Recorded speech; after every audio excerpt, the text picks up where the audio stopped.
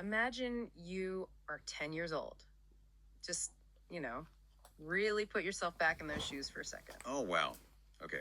That's going back a bit. Right. And at that age, your baseline understanding of romance is probably limited to, like, whoever is chasing who on the playground. Yeah, or maybe just wondering why the older kids are suddenly so completely obsessed with going to the mall on weekends. Exactly. Your brain is not exactly primed for the subtle, complicated nuances of adult emotional restraint. Oh, definitely not. You're just trying to figure out long division, Right.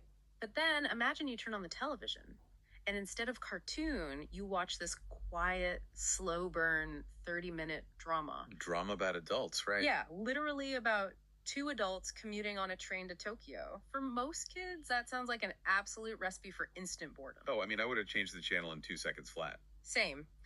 But for the author of the sources we're looking at today, that specific show didn't just hold his attention. It did a lot more than that, didn't it?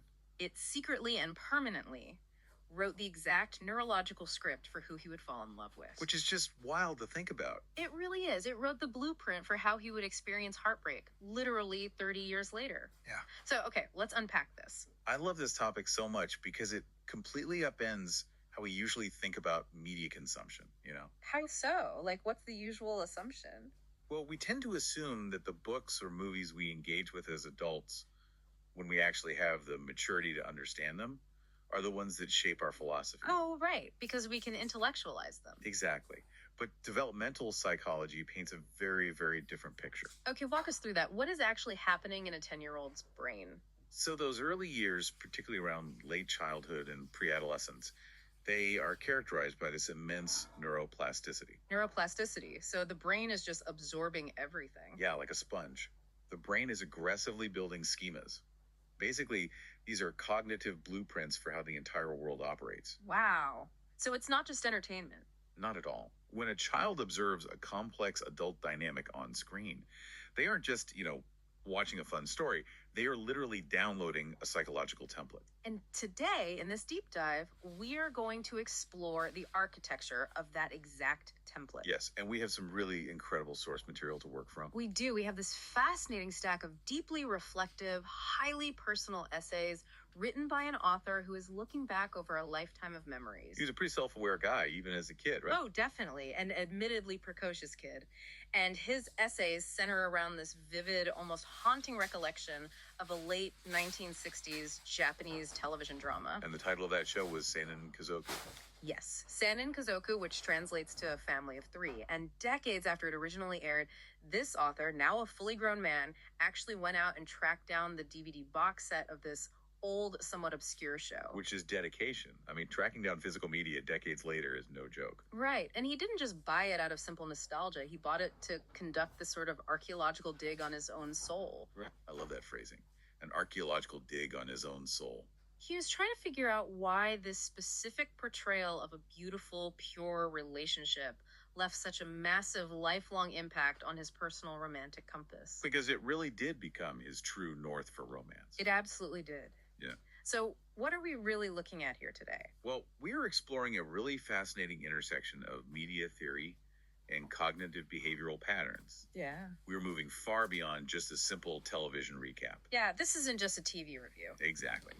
The core question we need to answer for you today is why early childhood exposure to intensely mature, emotionally restrained themes leaves a much deeper imprint than anything we consume after our brains have fully developed. So let's look at the foundational materials of this blueprint. Right. Let's set the stage. To understand the psychological conditioning, we have to look at what was actually broadcasting into this 10-year-old's living room. What was the show actually about? So Sanin Kazoku was part of this highly acclaimed programming block called the Kinoshita Kasuke Hour. And it was huge, wasn't it? Massive. It grabbed huge viewer ratings at the time. It starred Masakazu Takewaki and Komaki Kurihara. Who were incredibly popular actors in that era, like huge stars. Right, A-listers for the time. But when you look at the actual premise of the show, it is shockingly mundane. Oh, yeah. It almost feels like an anti-premise. Totally. Like it strips away all the usual narrative scaffolding we associate with a sweeping romance. Yeah, there are no star-crossed lovers from warring kingdoms, No dramatic life or death stakes in the traditional sense. None of that. You just have the Shibata family, which is a father and two sons. Okay. And you have the Inaba family, which is three women. And how do they meet? Is it some crazy coincidence? Well, the crucible for their epic romance is simply the 30-minute daily commuting train from Yokohama to Tokyo. Just a morning commute? That is so remarkably normal. It really is. They just happen to cross paths in this crowded, utterly routine environment. And the author remembers all this. Oh, vividly. Yeah. The author notes all these quiet, everyday details that just totally captivated his younger self. Like what kind of details? Like the siblings playfully interfering with each other, the families offering mutual support, the presence of a warm housekeeper, played by Kin Shugai. Oh, the housekeeper who treats the Shibata men like her own kin. Exactly. It's grounded in a hyper-realistic, everyday domesticity. It's just life. And see, the setting is the actual message here. That is crucial. Wait, really? The train is the message. Yeah. Think about it from a developmental standpoint. When a child watches a classic fairy tale, the romantic elements are intrinsically tied to magic, dragons, and royal courts. Right, it's a completely different world. Exactly. So the developing brain categorizes that information as fantasy. It puts a protective psychological barrier around those concepts, filing them under things that do not happen in the real world. Oh, I see. So the kid thinks, well, love is for princes and princesses, not for me. Precisely. But by placing this profound romantic connection on the Yokohama to Tokyo train line. Which is an environment the child probably recognizes. Exactly. He sees adults in his own life navigating that exact environment. The show completely removes that barrier. It maps the concept of profound, soul-stirring love directly onto the banal routines of adult life. It signals to the developing brain that magic doesn't require a castle. It happens on the morning commute. Wow. It's conditioning him to look for the extraordinary inside the ordinary. Which is a beautiful way to view the world, really. It is. But I gotta say, there's a specific stylistic choice in this show that really gives me pause. Oh, what's that? The narrative relied heavily on a voiceover narrator. Ah, right. Masaki Yajima was the narrator. Yes. And his whole job was to explicitly describe the inner emotional states of the adult protagonists. Like a play-by-play of their feelings. Exactly. Plus, it featured this very quiet, introspective theme song by Teruhiko Aioi. With those really specific lyrics? So yeah, lyrics about faint love and casual meetings. Very understated. Right. So I have to play devil's advocate here for a second. Please do. If I put myself in the shoes of a 10-year-old boy, having a disembodied adult voice methodically explain the nuances of emotional restraint. Sounds pretty dry. It sounds like making a kid listen to an audiobook on corporate tax law. It is a great analogy. I mean, it defies everything we know about children's attention spans. Why didn't he just change the channel to a cartoon? So, on the surface, yes, it seems entirely counterintuitive to child psychology. But if we dig into the dynamics of a precocious child interacting with the adult world, it makes perfect sense. Okay, I'm listening. How does that make sense? Children exist in a state of constant observation, right?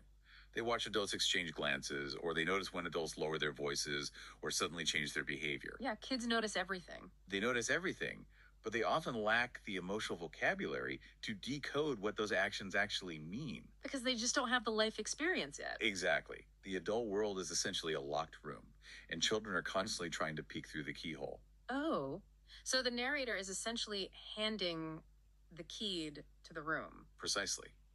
The narrator functions as the psychological translator. That's fascinating. Imagine watching a foreign film without subtitles. You can guess the emotions from the acting, but you feel alienated from the actual meaning. You feel like you're missing out on the secret. Right. So the narrator in San and Kazoku provides those emotional subtitles. Like when the male lead looks away on the train. Yes. The child might just think, oh, he's bored. But the narrator steps in and explains that he is looking away, not out of boredom, but out of this overwhelming suppressed affection. Wow. And for a 10-year-old, having an authoritative adult voice calmly explain these mysteries, that must be deeply validating. It's incredibly validating. It treats the child as an intellectual equal. It invites them into the complex emotional interiority of adulthood before they've even experienced puberty. That feeling of being let in on the secret, that is intoxicating for a developing mind. It really is. It reframes the entire viewing experience. The show isn't talking down to him at all. It's actively mentoring him in emotional intelligence. Exactly. Which brings us to the actual mechanics of the romance itself. Right. Let's get into the mechanics. Because if the setting is just an everyday commute, the progression of the relationship has to be what carries the story. And that progression is designed to be absolutely excruciating. The author actually uses a very specific Japanese term to describe his viewing experience here. Yes, he calls it juretai. Jiretai. And what does that mean culturally? It translates roughly to an agonizing, impatient frustration. Like pulling your hair out kind of frustration. Exactly. The Yep. kind of tension that just makes you want to scream at the screen. And the show was a total masterclass in Jirete. Oh, without a doubt. So let's look at the central conflict. Right. So the male lead, Shibata, is presented with this highly prestigious opportunity through his company. He gets the chance to study abroad for 2 years. Which is a huge deal for his career. Huge deal. But the corporate prerequisite is incredibly strict. He absolutely must be unmarried and single to go. Right. So there's the barrier. So he approaches this with sheer logic, as one does. He decides to suppress his feelings for the female lead and focus entirely on his career. Very pragmatic. Yeah. Very dull. But the train commute betrays him. Of course it does. He just keeps running into her day after day, and the unspoken tension just builds and builds. That is the essence of juretai right there. But I want to pause here for a second because I think a modern listener might hear a 2-year study abroad and just sort of shrug. Yeah, 2 years doesn't sound that long today. Right. Today we have FaceTime, we have WhatsApp, cheap international flights. 2 years is just a standard long distance relationship now. Why was this such an earth shattering obstacle in the show? Context is absolutely everything when evaluating the psychological weight of this narrative. Okay, take us back to the 1960s then. In the late 1960s, a 2-year international separation was a profound chasm. I mean, communication was relegated to slow international mail and these prohibitively expensive crackling phone lines. So you really couldn't just chat every day. Not at all. But even more importantly than the logistics, the sociological pressure on women in that era was immense. The societal pressure. Yes. Japan, like many societies at the time, had a very rigid concept of tekireiki. Tekireiki. And what is that? It translates to the socially acceptable marriageable age for a woman. So the timeline wasn't just about missing someone romantically, it was tied to her actual societal survival. Exactly. It was a very real, very harsh timeline. If a woman in her early 20s committed to waiting 2 full years for a man who was overseas, She was taking a massive risk. a huge gamble with her social standing. Because if he returned and the relationship somehow dissolved, the societal consensus would unfairly label her as having missed her prime window for marriage. Wow. So her future security was literally on the line. The stakes of that 2-year separation were absolute. So the restraint the male lead shows, his reluctance to just pull her into that gamble, is framed not as a lack of passion. It's framed as the ultimate act of protective, sacrificial love. Exactly. He is protecting her future by denying himself. That is heavy. And the author actually contrasts this 1960s slow burn with the modern romantic landscape in his essays, doesn't he? He does. He looks at our current culture, where we are just constantly scrolling through dating apps or seeking instant gratification on our phones. Right, swiping left and right on the train. And he argues that we are likely blinding ourselves to the organic buds of romance happening right next to us. We are so consumed by the screen that we ignore the person standing right there on the actual train. Yeah, the irony is pretty thick. The Girette, that agonizing wait for the next weekly episode, wasn't just a broadcast schedule for him. It was a philosophical lesson. The medium reinforced the message. Waiting 7 full days to see if 2 characters might merely exchange a meaningful look that forces a psychological investment that instant streaming completely obliterates. You can't just click next episode. No, you have to sit with it. It taught this young boy that anything truly valuable requires enduring the frustration of the wait.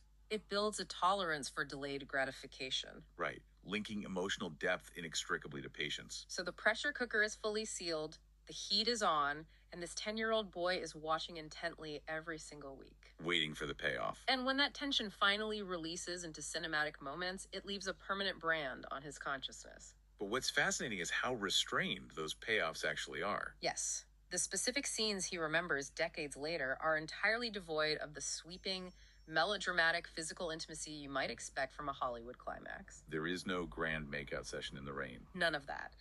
The restraint we see in the narrative translates directly into the physical blocking of the scenes. Let's break down that one specific scene the author calls unforgettable.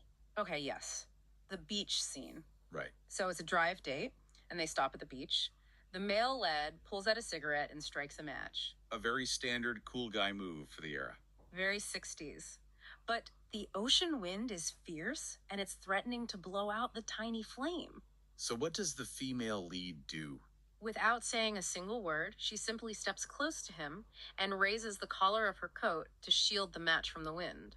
Wow. In that brief moment, their faces are mere inches apart, and they are both illuminated by this fragile shared light. And the child watching this, The author writes that as a child, his heart was pounding uncontrollably, just from that. if we look at this through the lens of cognitive development, the power of implied intimacy becomes incredibly clear here. Implied intimacy. Why does that work so much better for a kid? Well, why does shielding a match resonate more profoundly with a pre-adolescent than a passionate kiss? Because children often find explicit physical romance confusing or alien or even repulsive. Right, the classic ew cooties phase. Exactly. Their brains just haven't been flooded with the hormonal realities of adult attraction yet. They haven't crossed that biological threshold. Right. So when media presents explicit sexuality or heavy physical romance to a child, it often just causes them to disengage. It's too much. It goes over their heads or they look away. But implied intimacy, an act of quiet, mutual care to protect something fragile, that completely bypasses that biological barrier. Because it speaks to something universal. It speaks directly to their baseline understanding of emotional safety and connection. Ah, The child's brain processes the physical proximity, the shared breath, the unspoken cooperation as this profound display of devotion. it is safe enough for a child to process, but intense enough to form a permanent neurological memory. Exactly. That fragile flame is doing so much heavy lifting in that scene. It really is. It's a metaphor for their precarious relationship, but practically, it's also a safe vessel for the child to pour his emerging understanding of love into. Beautifully put. And this restraint ultimately culminates in the emotional climax of the series. The car scene. The car scene. They are on a late night drive home in the quiet isolation of the car. The reality of his impending 2-year departure is just completely crushing them. The Jared-eye is reaching its absolute peak. Right. They look at each other, and the woman, who just can't hold it in anymore, sheds these quiet tears, and then they share a deep, holding hug. Just a hug. Just a hug. The author notes that this single embrace was seared into his memory as being far more powerful than any light kiss. Even though he felt a bit weird watching it. Yeah, he admitted it made his younger self feel a bit embarrassed, but he just couldn't look away. See, that embarrassment is a really key indicator of cognitive impact. Oh, really? How so? It signals that the child recognizes he is witnessing something profoundly private and raw. He knows he's seeing behind the curtain. Oh, that makes sense. It feels illicit, almost, emotionally. When we talk about how media shapes us, we really have to look at the hierarchy of values it installs in our brains. What do you mean by hierarchy of values? Well, this car scene, with the tears and the desperate, restrained hug, it installed a very specific hierarchy in the author's mind. It taught him that emotional sacrifice is higher than physical gratification. Oh, wow. It taught him that respecting the impossible circumstances, the 2-year wait, is more noble than reckless passion. The childhood brain really is a blank slate, isn't it? It is. And this drama etched the definitive code for what beautiful looks like onto that slate. And that leads us to the most compelling part of this entire deep dive. Because it doesn't just stay in the realm of TV nostalgia. No, it absolutely does not. It's one thing to have fond nostalgia for an old TV show, you know, like we all have shows we loved as kids. Sure, we all remember the theme songs. Right. But it's quite another thing to let it dictate your actual real world reality. Which is exactly what happened here. The question we have to ask is, did this childhood blueprint, written by a 1960s television director, actually manifest in the author's adult life? Did he subconsciously seek out the Sanin Kazoku template? The subsequent essays in this collection suggest that he didn't just remember the template. He actively lived inside its emotional architecture. Yes. Let's look at the story he titles The 3-Second Love. This is such a fascinating real-world example. It's incredible. So fast forward decades later, the author is a grown man navigating the modern corporate workplace. He's living his adult life. Right. And he develops a crush on a female coworker. She is slightly older, universally liked, popular, and always smiling. Okay, pretty standard workplace crush so far. But the trigger for his affection is incredibly specific and revealing. It's not just about her looks, right? No, not at all. There is another older woman in a neighboring department who is generally disliked by the staff. Every office has one. Right. People complain about her. She's difficult. They tend to avoid her. But the popular woman, the one he has a crush on, defends her. What did she say? She tells our author people look at her with colored glasses. She's just lonely. She actually has a tender side. And that is the moment he falls for her. Yes. Because the trigger wasn't physical attraction. It was a demonstration of mature empathy. Empathy. He is drawn to someone who possesses a highly nuanced understanding of adult loneliness. Exactly. It's the emotional maturity that hooks him. It mirrors the mature characters from the drama. Totally. So they start bonding. They spend their breaks sharing stories of heartbreak from their college days, engaging in deep, quiet conversations. Just like the quiet conversations on the train. Right. But here is the massive complication. There's always a complication. She has a boyfriend. Ah. An older boyfriend who works nearby. Okay, the parallels here are just striking. You have a mundane workplace setting serving as the modern equivalent of the commuting train. Yep, the office is the train. And you have an insurmountable obstacle, the older rival, serving the exact same narrative function as the 2-year study abroad rule. He has inadvertently cast himself in his own internal reboot of Senin Kazoku. He really did. It's wild. And the Jiritai is back in full force. Oh, I'm sure the tension was unbearable. The tension slowly ratchets up. Her parents oppose her current relationship with the boyfriend, and then the boyfriend mysteriously gets transferred far away. Oh, so the physical obstacle is removed. Exactly. With the rival removed from the immediate vicinity, her behavior toward the author shifts. She becomes much bolder. How bold? Well, at one point, she actually pulls him by the hand right outside the office doors to excitedly teach him dance steps she learned in college. No way. Yes.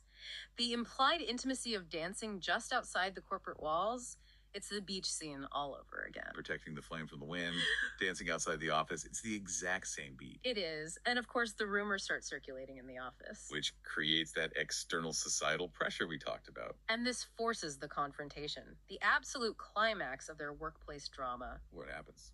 She pulls him aside. The author writes that she looked him straight in the eyes, making absolutely no attempt to hide her feelings. Oh, wow. And she asks him a very direct question.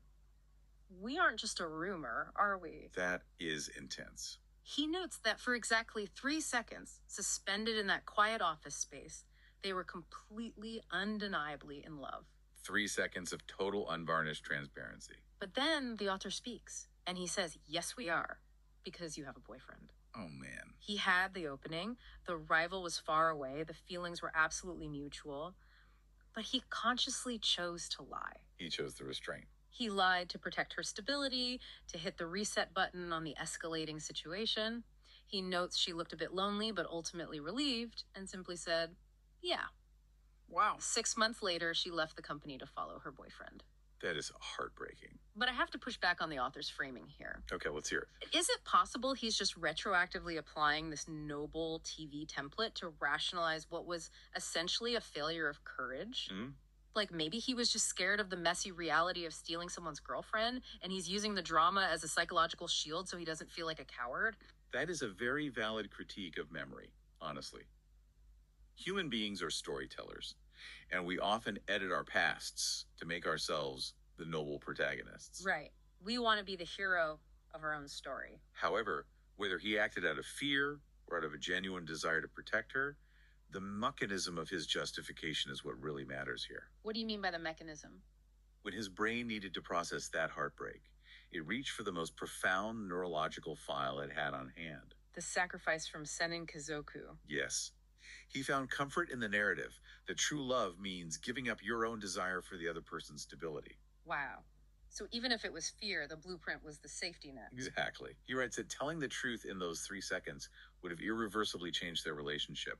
But he chose a reset. He chose the agonizing restraint. Because his childhood blueprint dictated that such restraint is the absolute highest form of romance. He lived out the sacrifice of the male lead on the train. To a T. And if we trace his history backward, we see this pattern taking root even earlier in his life. Oh, really? There's more. Let's look at his actual first love, long before the corporate workplace. Okay, set the scene. He is 14 years old, a third-year middle school student. He's receiving ongoing treatments for arthritis at a local clinic. So he's in a vulnerable state. Very.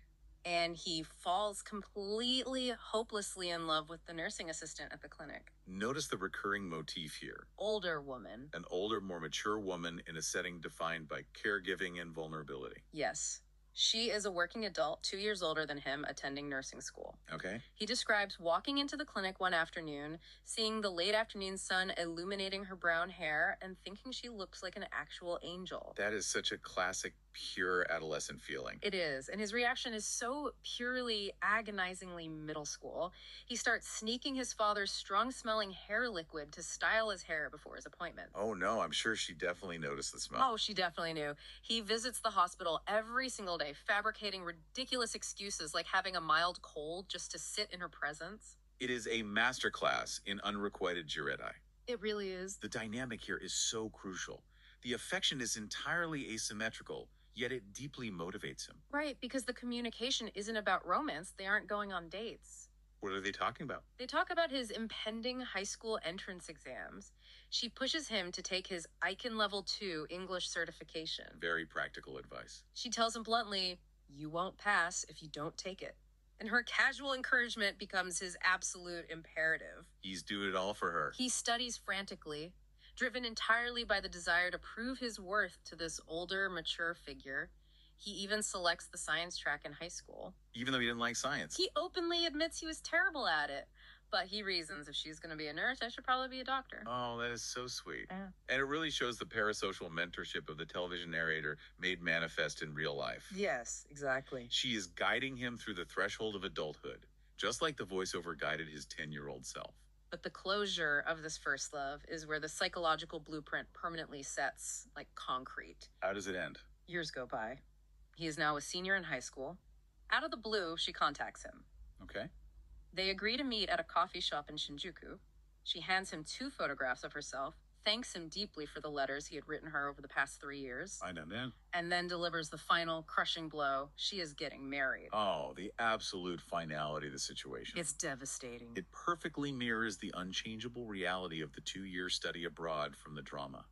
The door is closing permanently. He is gutted, but he manages to maintain his composure. He chokes out, "He must be a wonderful man." Such restraint for a teenager. Right. And her response is incredibly specific. She smiles and says, "Yeah, he's someone like Akichi Yazawa." Akichi Our Yazawa, guy. the rock star. Yes, Akichi Yazawa was a massive rock star at the time. And they had briefly bonded over him years prior during a passing conversation at a train station. A shared memory.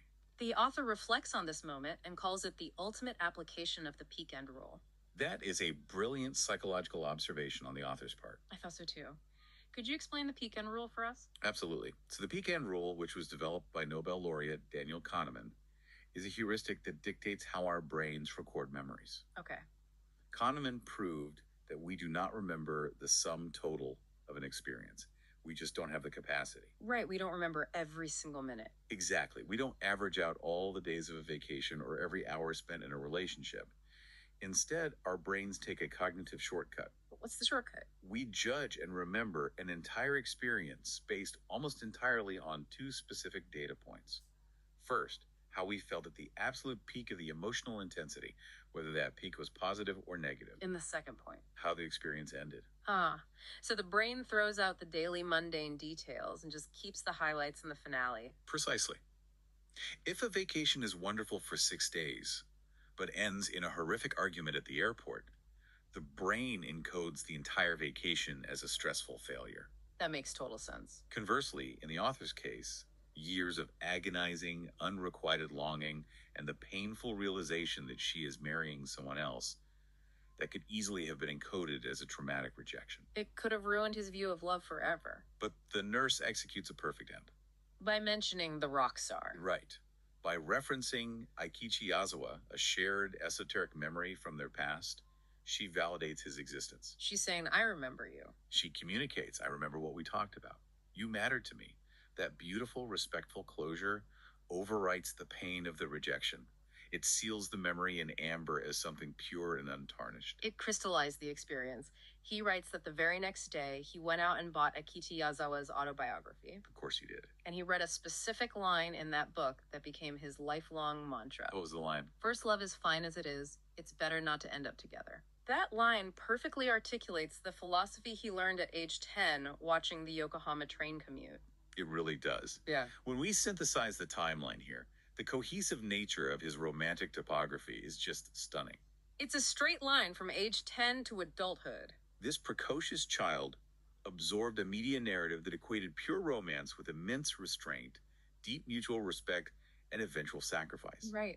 He then unknowingly applied that framework to his middle school infatuation, accepting the unrequited outcome with total grace. And decades later in the office. Decades later, when faced with a mutual, intense connection in the workplace, he actively deployed that same restraint, sacrificing his own 3 seconds of truth to preserve her stability. The childhood blueprint functioned flawlessly throughout his entire life. It did. It's an incredible testament to early media impact.